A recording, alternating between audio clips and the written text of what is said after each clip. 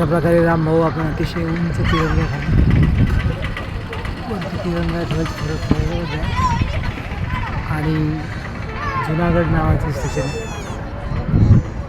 जुनागड अनेक साधू संत सामान्य माणसं सामान्य नागरिक इथे प्रवास करत असतात आणि आपण इथे जवळजवळ हा तिसरा की चौथा चक्कर आहे आपला.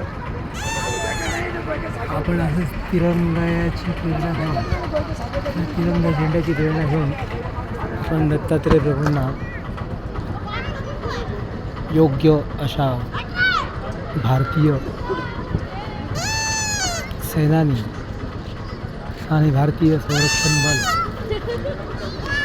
याने युक्त असं सुसज्ज बलाढ्य भारत सशस्त्र भारत आणि वैमनस्य जर झाले तर शत्रूला चीत पाडण्याचा भारत हा घडवण्यासाठी ह्या यात्रा करत असतात. त्यातील हा एक छोटा भाग जुनागड यात्रा क्रमांक 2 चालू. स्वामी समर्थ.